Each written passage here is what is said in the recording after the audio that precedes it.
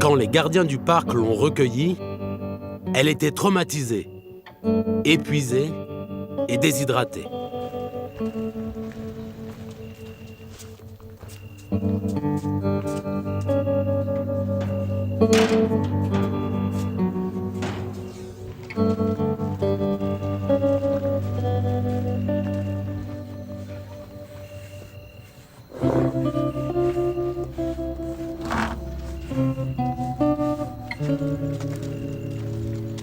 Depuis, Salif veille sur elle toutes les nuits.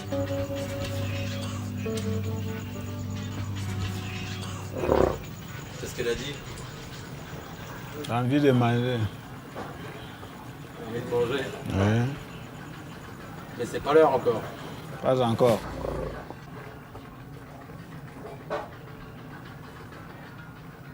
Quand tu la vois, à quoi tu penses? Je pense à l'éléphant là. Si je dors, peut-être il peut aller quelque part. Je l'aime bien. Cette petite femelle a perdu sa maman. Toutes les 3 heures, Salif la nourrit au biberon.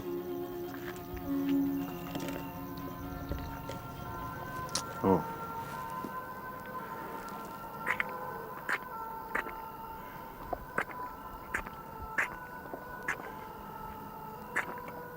Les gardiens du parc veulent la sauver. En Afrique, les éléphants se font de plus en plus rares. Toujours plus menacés pour leur ivoire.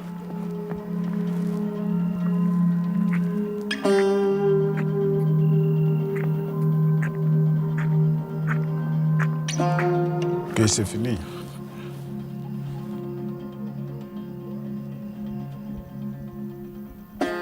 Faut aller te coucher.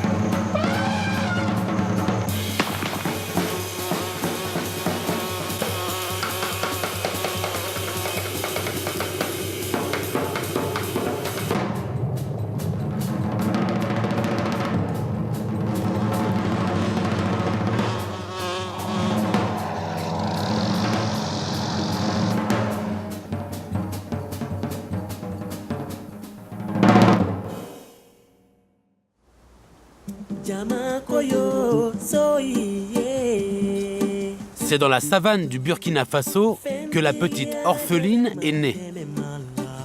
Près du village de Boromo, dans une réserve protégée, la forêt des 2 balais. Le parc est peuplé d'environ 200 éléphants, surveillés par une poignée d'hommes. Aujourd'hui, Céline arrive de France pour les soutenir sur le terrain. Ministère de l'Environnement et du Cadre de vie. Cette spécialiste de la lutte anti-braconnage est l'une des directrices de AIFO, une ONG qui se bat pour la protection des animaux. Oh, she's here. Wow. It's the first time I see one so small. Really? Yes. Tu l'as jamais vu en fait? Non, je l'ai jamais vue, en photo uniquement, mais elle est très petite en fait. Bonjour. Vous êtes son gardien? C'est un des gardiens. C'est un des gardiens. Lui, il s'occupe de lui la journée. Oui. La nuit, il y a un autre. Donc elle est toujours entourée. Voilà. C'est ce qu'il faut, hein. C'est important. Hey, hello. Bonjour, toute mère. She's quite good. Yeah, I think she's Oui, je pense qu'elle va bien. Vous avez fait un beau travail, hein? Au début, c'était pas facile. C'est vrai. Pourquoi? Pour beaucoup de gens pensaient qu'il allait mourir aussi. Mais c'est grâce à donc, vous hein, qu'elle est là. Si quelque chose arrive aujourd'hui, Tu seras très malheureux. ça sera décourageant pour tout le monde. Ouais. En fait, elle n'est pas encore sauvée. Ah non, elle n'est pas encore sauvée, mais en tout cas, pour l'instant, elle est en forme. Maintenant, c'est vrai que comme on ne connaît pas son histoire, on ne connaît pas le niveau de traumatisme qu'elle a. Et donc, ça peut jouer sur sa volonté à elle de survivre ou pas. Lise a estimé son âge. 4 mois. Lise est une vétérinaire anglaise, spécialiste des éléphants. Céline compte sur elle pour conseiller les gardiens.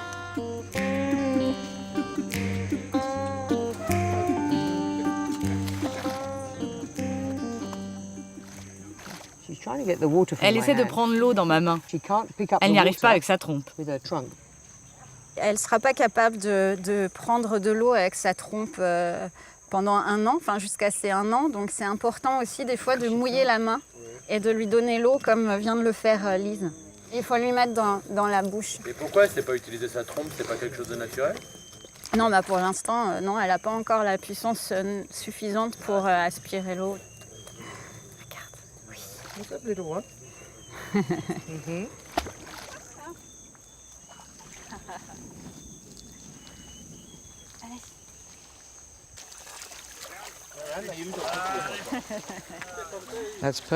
Ah, c'est le comportement typique des éléphants.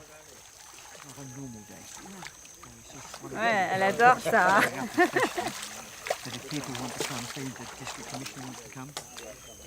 Alors, il faut faire attention parce que des fois, on interprète ça comme un jeu et en fait, elle est jeune encore, donc elle a des difficultés à se relever, donc elle se fatigue énormément. Elle va y arriver, mais elle se fatigue beaucoup.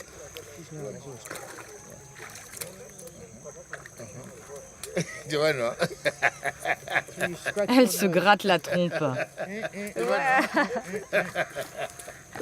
En fait, dans la nature, sa maman l'aiderait à se relever.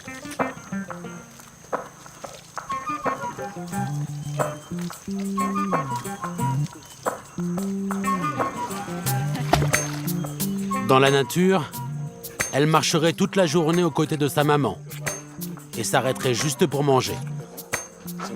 C'est bon. Le jour, c'est Abdoulaye qui la nourrit.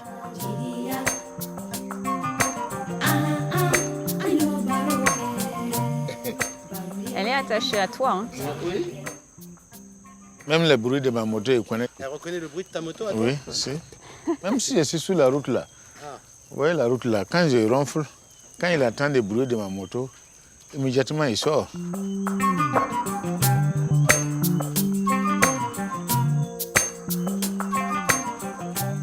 Il y a un enjeu d'être là, pourquoi c'est si important? C'est très important parce qu'aujourd'hui, on sait que les éléphants d'Afrique sont en déclin, notamment dans les pays d'Afrique de l'Ouest.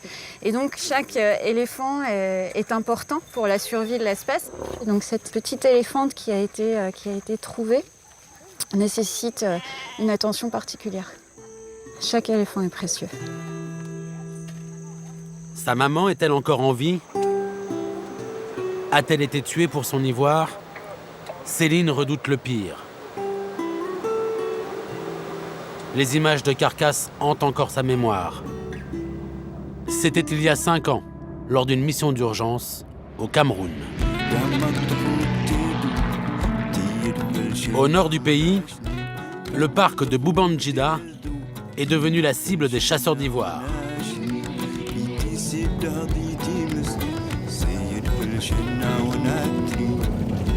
Céline a rejoint Paul, l'unique guide du parc. Avec son meilleur pisteur, celui que l'on surnomme le commandant, il découvre jour après jour toujours plus de carcasses.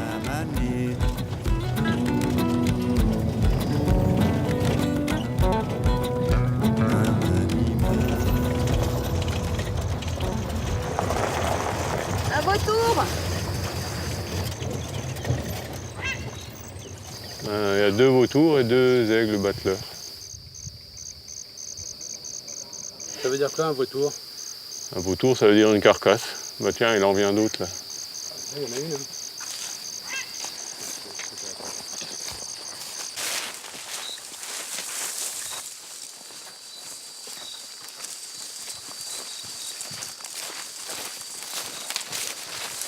Vous pouvez être sûr qu'on est observé là. Par les lions. 2 lions. Un troisième là-bas. Ça, c'est pas bon. C'est dangereux les lions. Hein? Oui, un peu. Il faut pas qu'on reste.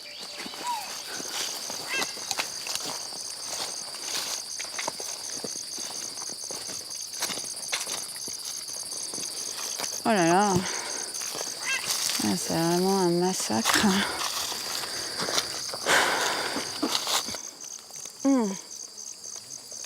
Il tire presque toujours à l'arrière de l'oreille et au cœur. Voilà. Ensuite, il sectionne la trompe et il défonce tout l'avant du crâne au niveau à l'avant des yeux, à la hache ou à la machette pour déchausser les ivoires. Ils font pas de sélection. Ouais. 18 months old. 18 mois à 2 ans. On ne comprend même pas pourquoi ils s'attaquent à des animaux aussi jeunes, étant donné que leurs défenses sont minuscules. Enfin, ce sont des défenses, enfin là, c'est naissant.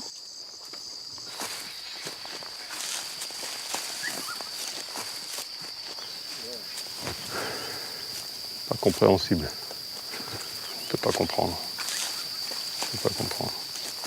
Hein, commandant? Pourquoi il tue ça, commandant? Pourquoi il tue ça?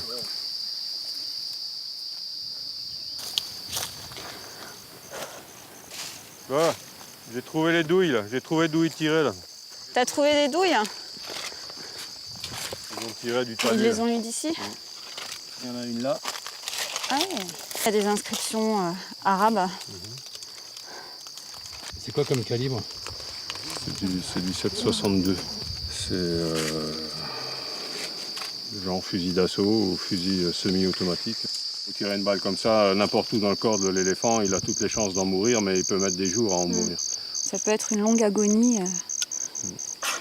Et ils peuvent être dépecés en étant encore conscients, en étant encore vivants. Donc ils souffrent énormément. Ah non, commandant, là, il y en a encore une. Le commandant les a croisés, ces braconniers, qui tirent en rafale, sans distinction, et qui s'enfuient avec leur butin d'ivoire. Dans la région, on les appelle les cavaliers. Ils étaient à cheval, en tenue militaire avec des armes. Ils nous ont salués de la main. C'étaient des hommes vraiment petits. Moi-même, je suis plus grand. Ce sont sûrement des Soudanais. Ils ne ressemblent pas à des Camerounais. Ils ont le teint clair. C'est des Soudanais. Pour le commandant, aucun doute. Les cavaliers sont des étrangers. Paul a déjà recensé 144 carcasses. À ce rythme, si rien n'est fait pour les arrêter, les braconniers vont exterminer tous les éléphants du parc.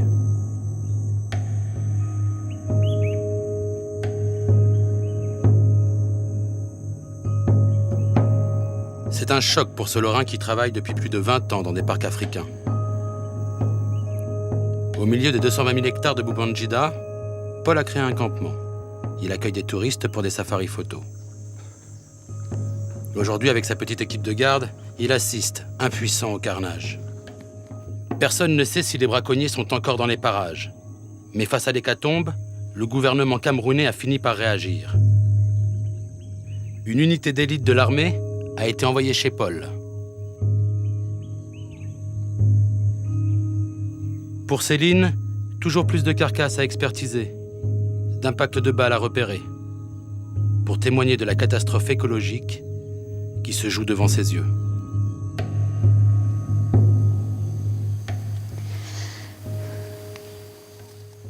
Il y a un mélange de très grande tristesse, de colère, de révolte, surtout quand on sait qu'ils sont tués pour quelque chose d'extrêmement futile. étant donné que les défenses vont finir en statuettes ou en bagues.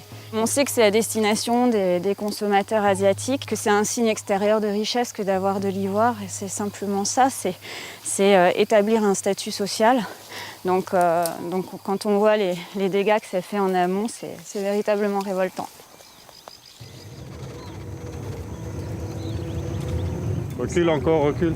Soudain, en fin de matinée, Paul aperçoit une dizaine d'éléphants vivants.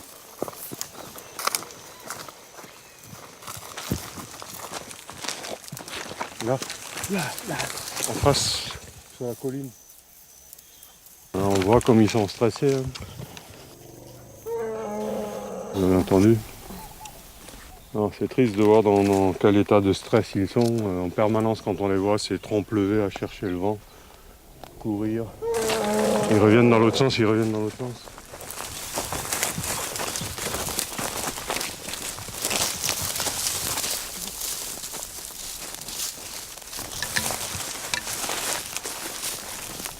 Voilà, on voit les traces où ils ont traversé. Hein. Il n'y a aucune raison pour qu'ils fuient dès qu'on s'approche. Et, là, ils sont partis immédiatement. Ils n'ont même pas cherché à voir qui venait ou ce qui se passait. Ce qui témoigne de la pression de braconnage de ces dernières semaines. Ça, jamais tu vas voir ça en temps normal. Hein. Ça prouve que ces troupeaux sont acculés pour chasser. Et espérons que les cavaliers soient vraiment partis parce que là, on peut suivre leurs traces très aisément.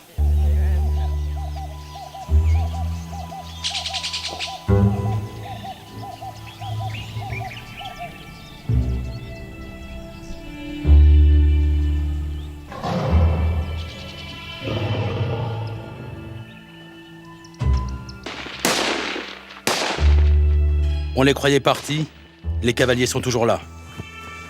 Oui, mon colonel. Les coups de feu prennent tout le monde de court. Ah putain. Ah, c'est pas vrai. Paul appelle immédiatement les autorités à Garoua. On entend mal. 54 tirs, 56. Les tirs se sont arrêtés là. Ok, d'accord.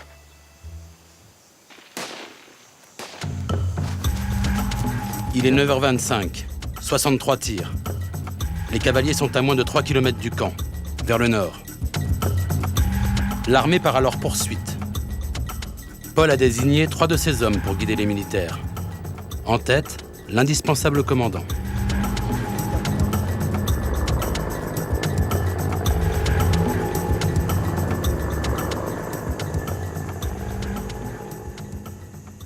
C'est ce qu'on a entendu de plus virulent. Hein. À raison de 3-4 coups par éléphant, on a vite fait le calcul. Hein. Tu peux rien faire. Ils sont en train de piller ce parc. On comprend mieux le stress des éléphants qu'on a vu hier. Si ça se trouve, c'est ceux-là. Ouais, c'est peut-être eux. Si ça se trouve, c'est ceux qu'on a vus hier matin. Mm. On les a vus par là. Là, ils ont accroché. Oh là là, oh là là. Ça accroche dur derrière là, hein. C'est pas loin du camp. Hein. Là, ça y est, ils sont en train de s'affronter. Tout le monde est parti sur le terrain, ils ont accroché les cavaliers là.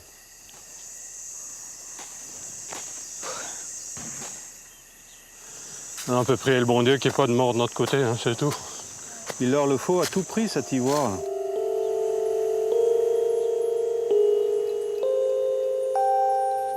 L'affrontement a fait 2 morts, un braconnier et un soldat.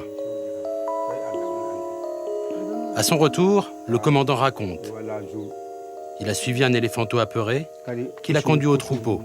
Là, avec les militaires, ils ont surpris les braconniers qui venaient de tuer 10 éléphants. En quelques mois, plus de 600 sont sauvagement abattus pour leur précieuse défense en ivoire. Un carnage sans précédent qui va pousser Céline à enquêter pour comprendre les ramifications de ce trafic international.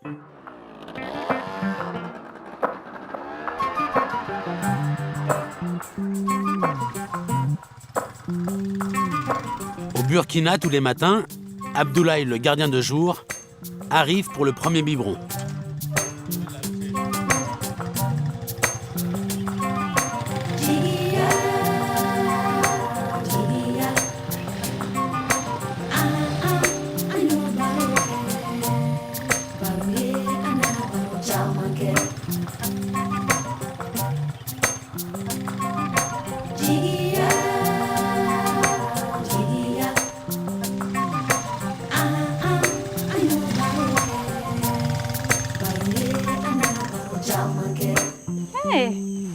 Bonjour, quoi. Bah oui, on se salue. On s'est déjà vu ce matin. Hein. Oui. Bon, elle est où ta maman? Hein?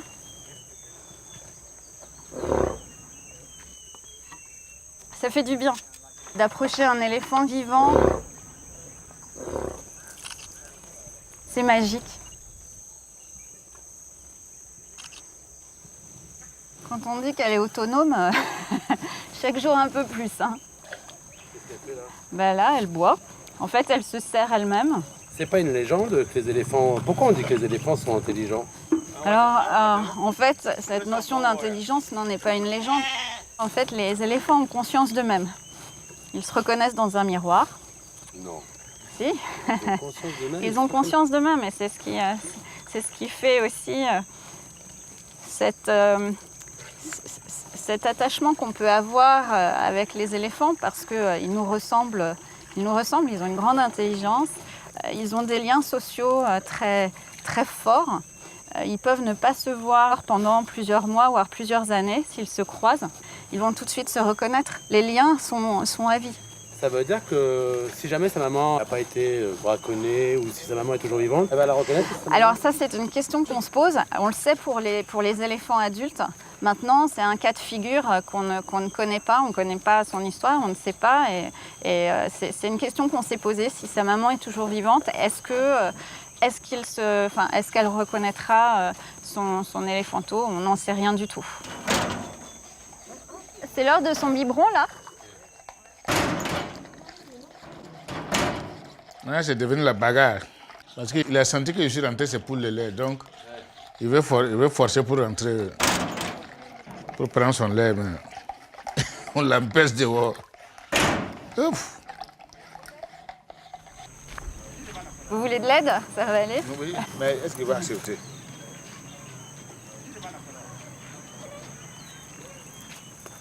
La toussier. Ah, elle fait bien. Reste là. Rappelle-toi, elle est habituée à une maman qui lui donne à cette hauteur-là. Laisse-la s'appuyer sur ta main. Voilà. Attention, madame. Attention. Pour lui, vous voulez prendre de lait là. Parce que comme il ne vous connaît pas, voilà. pour lui, Elle se dit que retirer... je vous laisse faire. Elle est habituée à vous. Son gardien, c'est comme sa maman en fait. Hein. Mais elle a raison de lutter pour sa pitance. C'est son lait. Hein. Je suis inquiète pour eux, pas pour elle. Pour le moment, ça va. Mais quand elle va prendre du poids et qu'elle perdra patience, j'ai peur qu'elle les frappe. Et être frappée par un animal qui pèse 152 kilos, même si elle vous aime, quand elle commence à manger, comme tous les éléphants, elle n'aime pas qu'on lui enlève sa nourriture. Donc je propose qu'on utilise plusieurs biberons, comme ça on en remplit un pendant qu'elle boit l'autre. Comme ça les biberons s'enchaînent et elle ne perd pas patience. Elle va vite comprendre qu'elle peut faire ce qu'elle veut, car elle est plus grande et plus forte que n'importe qui.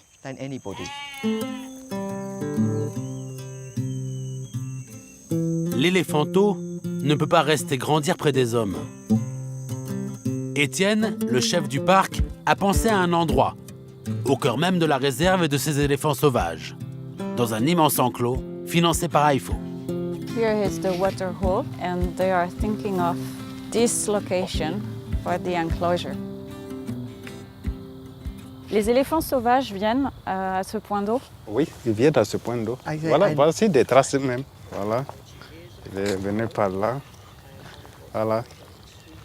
Et comme il y avait l'eau, il est rentré se baigner et puis aller manger et puis ressortir. Donc il y a plein de contacts possibles avec les autres. Et comme tu me confirmes que les éléphants sauvages viennent là, ça leur permettrait de faire connaissance. Voilà. Céline, pourquoi on est obligé de la mettre dans un enclos? L'enclos, c'est pour la maintenir un certain temps, mais avec des opportunités de sortie très régulières avec son gardien, de manière à découvrir son environnement. Donc pour qu'elle en prenne possession et à terme pour la relâcher et qu'elle soit en confiance dans l'environnement qu'elle aura découvert auparavant. Céline espère la libérer vers l'âge de 4 ans. Elle portera alors des défenses en ivoire. Les éléphants sont une espèce intégralement protégée, mais les saisies d'ivoire illégales sont de plus en plus fréquentes.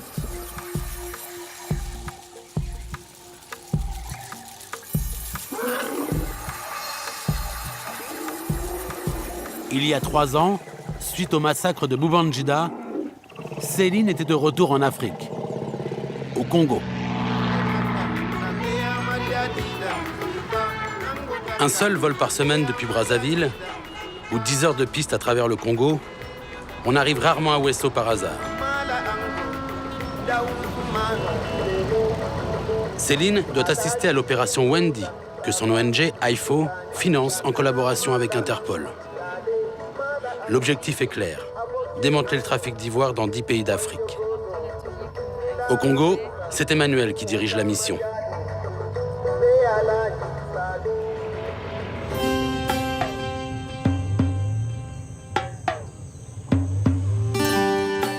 Emmanuel commence son enquête à la brigade de gendarmerie de Ouesso. 2 braconniers y sont incarcérés.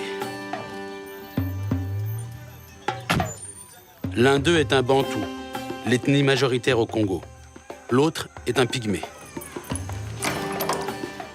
Ils ont été interpellés la veille, en lisière de forêt, en possession d'une arme à feu.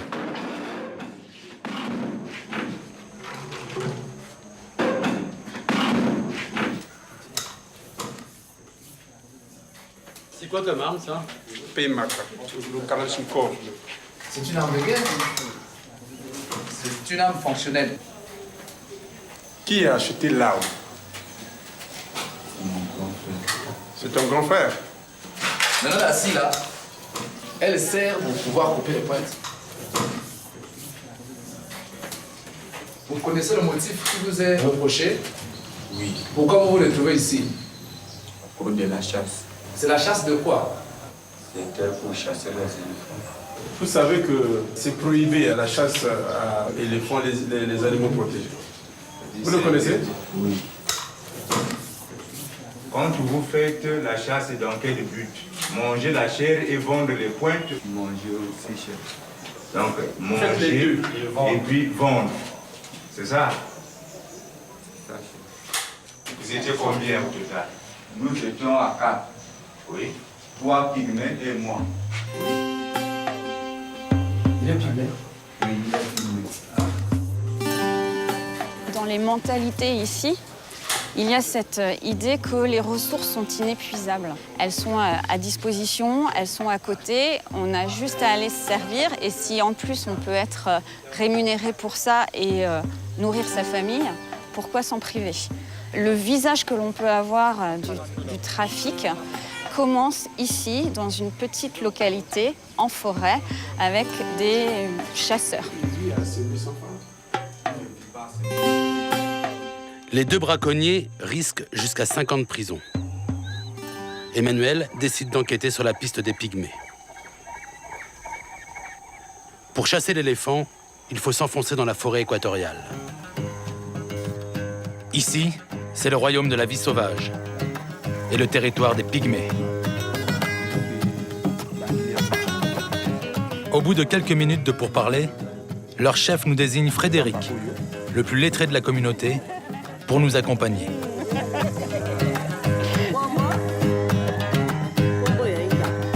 Combo. Céline? Céline. Céline.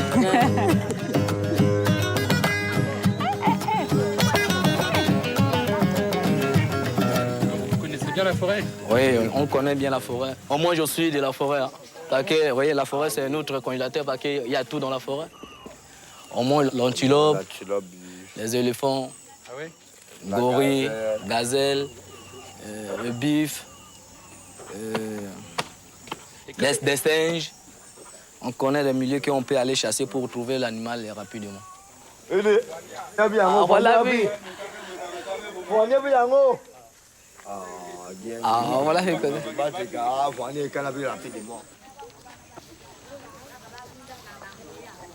S'il y a l'éléphant, ils sent le bruit.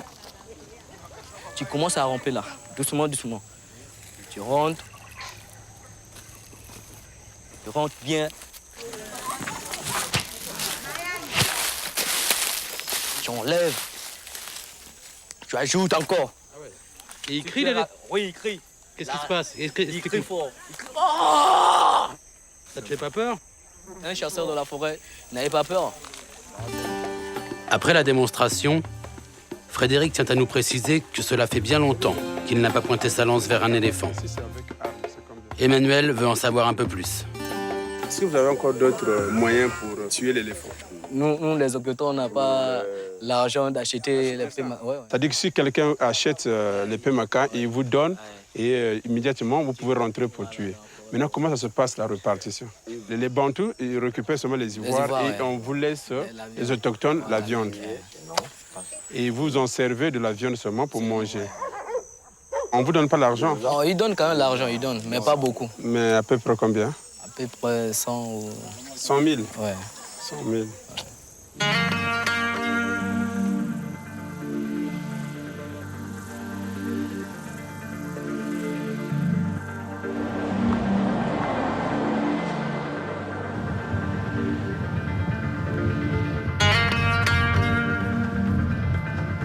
Les pygmées, ils ont conscience que la part qu'ils reçoivent... Non, chez eux, ils ne sont pas conscients. En réalité, ils ne savent pas qu'ils sont exploités. Ils se retrouvent en fait avec ce qu'on leur donne. On les achète ça à coût réduit, hein. Ça dépend du commanditaire ou du commerçant. Oui, ils sont totalement exploités dans ce... Et ils sont vraiment totalement exploités. Finalement, quelque part, c'est un peu le principe de ce trafic, c'est qu'entre le produit qui est pris à la source et le prix de revente, le gain est multiplié au niveau de chaque intermédiaire.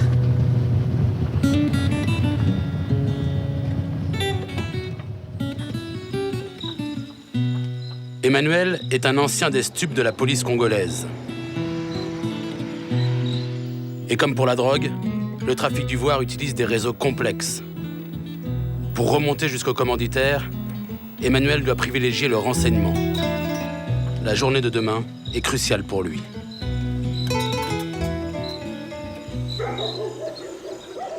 À Wesso, l'opération Wendy a réuni militaires, gendarmes et policiers pour un vaste coup de filet chez les trafiquants de la région.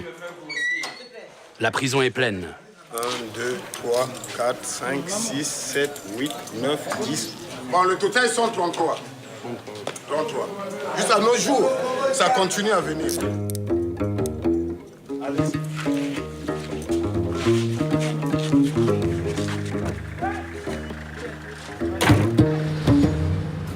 Après les arrestations, l'opération Wendy entre dans sa deuxième phase, les interrogatoires.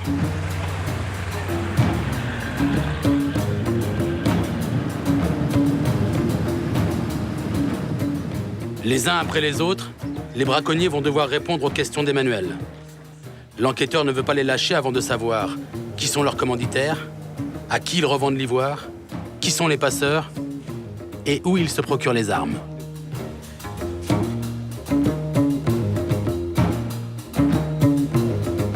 Ndako na yo omoni bato bayi bamubayi na sac oyo ezalaki na 2 PMACA plus 5 chargeurs.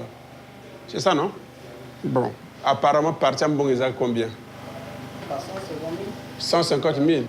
Et ayi bena bango comment? Baba na mboka. C'est des militaires ou bien c'est bali ba civil? Baba militaire. Bon, bah ça la wapi na département ya Brazzaville. Les 3 militaires, bah ça, on a Brazzaville. OK? C'est bon.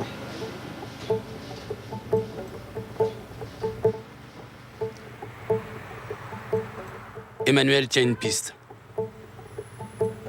Il a compris qu'un militaire fait partie des prisonniers.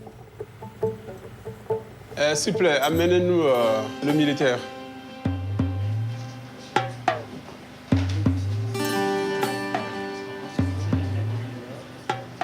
Prenez une chaise, là, vous mettez Kwazok ici. Dis-moi un peu, comment vous avez fait pour arriver avec ça ici et qui avait remis l'arme Au chasseur, c'est nous. C'est plutôt encourageant parce qu'en général, les militaires bénéficiaient d'une certaine impunité pour braconner et on voit qu'il y a un changement. C'est un message très fort qu'envoie le Congo à l'égard des braconniers et c'est un signe positif. Allez, vous le mettez, vous le ramenez. Payé une misère, le militaire a profité d'une permission pour déserter avec son arme et tenter sa chance dans l'ivoire. Pourquoi tu t'es décidé d'aller à la chasse à l'éléphant? Parce que chez nous, ici, il n'y a pas de boulot. Pour les villageois, il n'y a pas de boulot. S'il y a au moins au maximum de boulot, cette affaire-là va finir. Et l'ivoire, tu as entendu dire que ça rapportait beaucoup d'argent? Oui, par les gens. Et la survie des éléphants, ça te... Non, la survie des éléphants. Ouais. Je préfère que les éléphants soient protégés. Mais donc pourquoi t'es allé à la chasse? Bon, c'est les erreurs, frère. C'est les erreurs qui arrivent.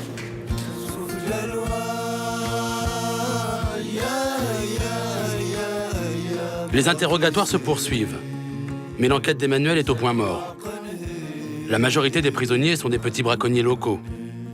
Emmanuel cherche les gros poissons de l'affaire, les commanditaires.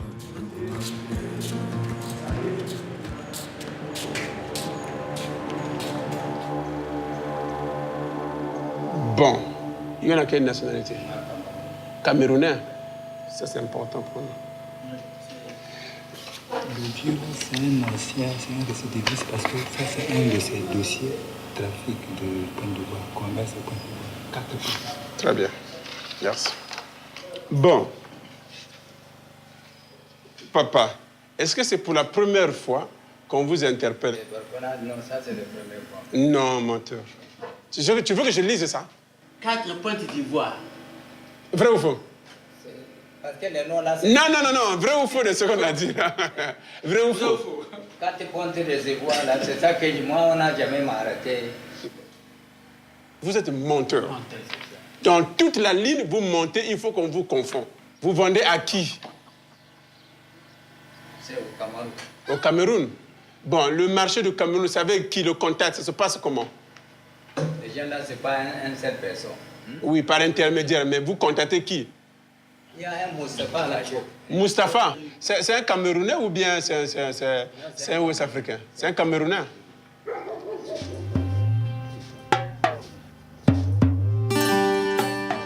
Je comprends que le trafic est international et donc les commanditaires peuvent passer d'un pays à un autre et ils ont donc des chasseurs partout. Et à cause de ça, ce monsieur qui est en face de nous, le sujet camerounais, s'est installé au Congo juste pour les besoins de trafic illicite des points d'ivoire. Je te pose une dernière question. Les étrangers, par exemple, les Asiatiques, les Chinois, par exemple, vous vendez pas pour les étrangers? Non. Vous n'avez jamais participé à ce genre de trafic? Non. Non, papa, vous êtes un ancien, un vieux loup. Parce que moi, je sais qu'il y a les Asiatiques là, qui viennent pour voir, prendre et puis amener. Non, ça c'est pour les grands types qui sont... Les grands types. Les grands types, autrement dit la mafia.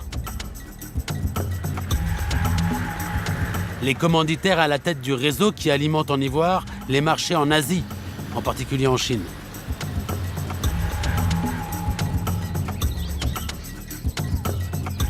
Pendant longtemps, la Chine a autorisé le commerce d'ivoire. Mais les autorités ont ordonné sa fermeture définitive fin 2017. Une petite victoire pour Grace et son équipe du bureau d'AIFO, qui surveille le marché domestique chinois depuis plus de 10 ans. Malgré tout, le trafic d'espèces protégées est en pleine expansion. Des milliards d'euros sont en jeu. Les personnes impliquées dans la contrebande et le commerce de l'ivoire d'Afrique vers la Chine font partie du crime organisé. Ils ont l'argent et les connexions politiques.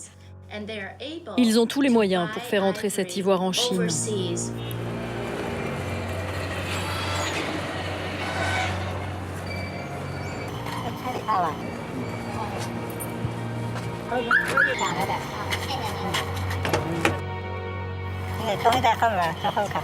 Derrière ?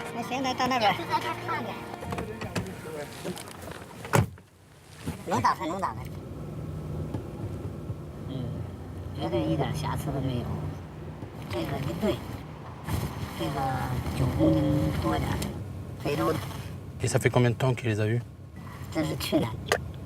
Et alors combien il a fait? 22 500 €. Et comment il fait pour les amener en Chine?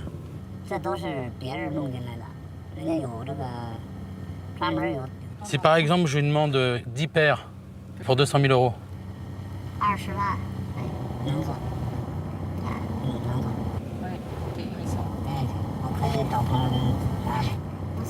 Ok. L'ivoire aujourd'hui, c'est l'or blanc. Et il intéresse donc beaucoup de collectionneurs, mais aussi des investisseurs. C'est presque un nouveau produit d'investissement. Si vous achetez de l'ivoire ou toute autre chose provenant d'espèces en danger, et si vous attendez que sa valeur augmente, alors vous participez à l'extinction de l'espèce.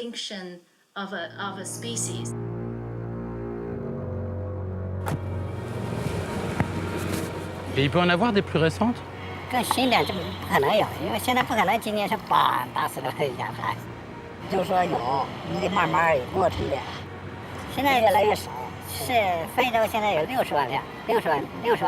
C'est encore un meilleur business qu'avant alors. Ils vont continuer.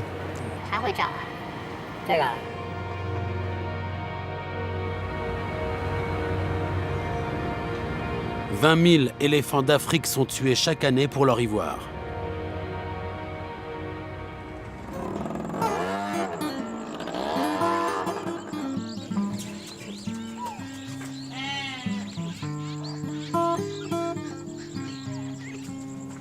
Avant de quitter l'éléphanto, Céline rend visite aux enfants de l'école voisine.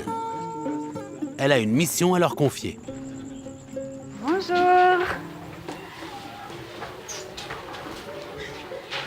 Est-ce que vous êtes tous allés voir l'éléphanto qui est gardé pas très loin de votre école? Oui, hein? Aujourd'hui, ce qui est très bien, c'est que vous allez suivre son parcours dans son enclos, dans le parc. Et vous verrez comme elle va grandir, devenir très forte, très belle. Le problème, c'est que pour l'instant, il n'a pas de nom, cet éléphanto. Et alors, nous, ce qu'on voudrait, c'est savoir quels sont les prénoms que vous préférez. Il y a Jula, il y a Kenny, la belle. La belle. Nania, Jiggy. Maintenant, ceux qui sont d'accord pour le nom Jula lèvent la main. Une, la belle. C'est surtout très important de les laisser choisir parce que c'est leur éléphanto, c'est leur éléphant. Donc ils vont sans doute suivre son parcours pendant un certain temps. Ça les implique aussi parce que ce sont les décideurs de demain. 5. La volonté. La volonté. 26. Selon vous, qui a gagné? La volonté. La volonté, bravo. La volonté fait vivre. Ça va lui porter chance à retrouver son groupe et ses parents.